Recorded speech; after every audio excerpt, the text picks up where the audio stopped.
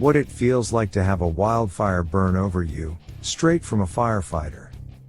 The most dangerous time for a wildfire is late afternoon, when the sun is hot, relative humidity is low, and winds are high.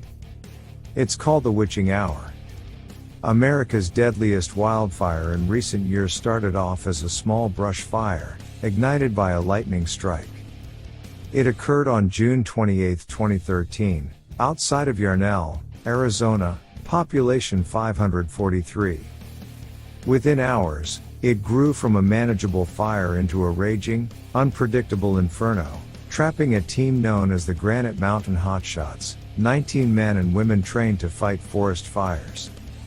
As the blaze changed direction with unexpected ferocity, the crew members had one chance for survival: lying face down on the ground, covering themselves with thin aluminum fire shelters, and letting the fire burn over them. Some made it into their shelters, but it didn't matter. The speed and intensity of the fire were too much, and all 19 were killed. Fire shelters are a last resort. They're made of an outer layer of aluminum foil, backed by a silica weave that reflects heat. When deployed, they are shaped like large cocoons, in part to trap breathable air inside. If you have to use one, chances are you're already in trouble.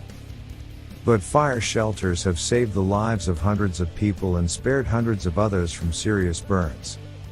Unfortunately, they are also increasingly in demand. Tens of thousands of wildfires crop up each year across the United States, mostly out in the West. Small firefighting crews will easily extinguish the majority. But, as in Yarnell, even minor brush fires can quickly turn into deadly conflagrations. Lathan Johnson knows all too well how to outmaneuver a wildfire.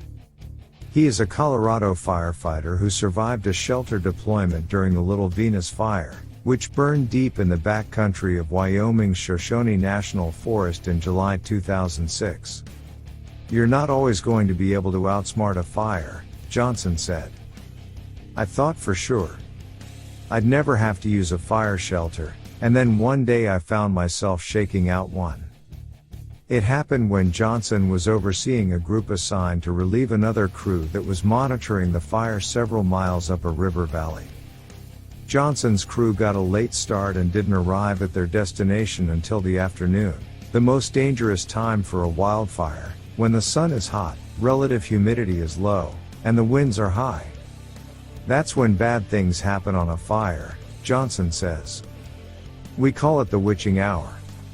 In fact, the Wildfire Lessons Learned Center in Tucson, Arizona, studied 115 instances of firefighters trapped by wildfires over the past 20 years and found that half occurred between 2 and 5 p.m. and all but 12 happened between noon and 6 p.m.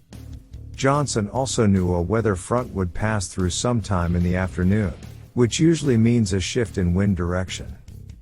But spotty radio communication deep in the valley kept him from grasping the change in fire activity until he turned a corner on the trail and saw a massive plume of black smoke several hundred yards up the canyon.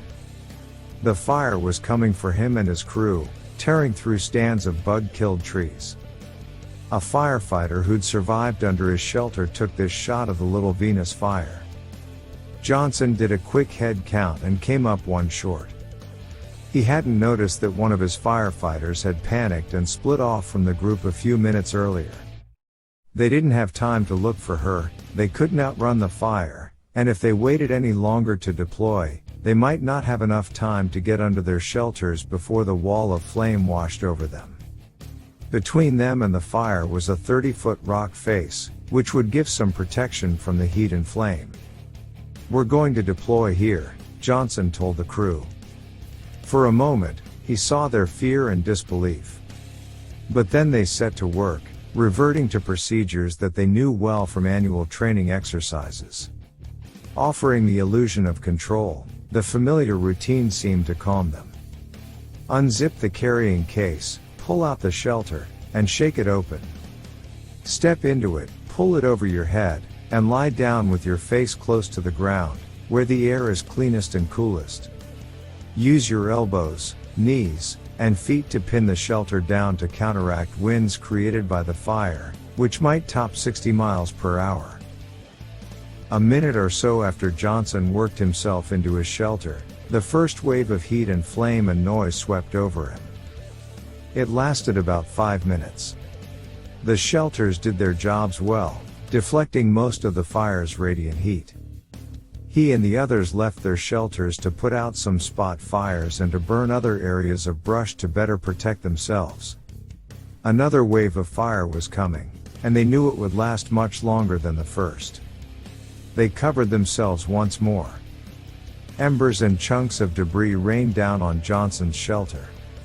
From inside, he tried to knock them off while constantly shifting his weight to keep his shelter edges pinned down. He heard nearby trees burst into flame with a whoosh. He tried to peek out of the shelter, but smoke and hot air poured in. He thought about his missing crew member. How would he explain to her parents that he had let their daughter die? The firefighters had packed close together, which reduced their overall exposure to heat and put them near enough to talk over the roar of the fire. They tried calming a frantic crew member who wanted to flee, convinced he'd burn to death and would be better off trying to outrun the flames, or just getting the inevitable over with more quickly.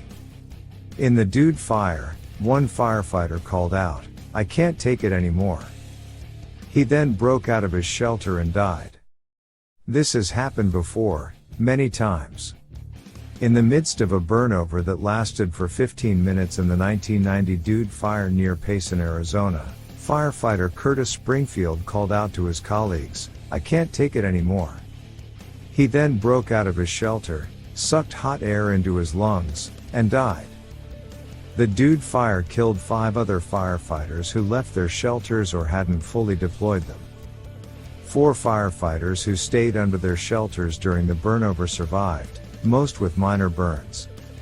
During the Little Venus fire, after the flames passed through Johnson's deployment site along the creek, the heat ebbed and the smoke cleared.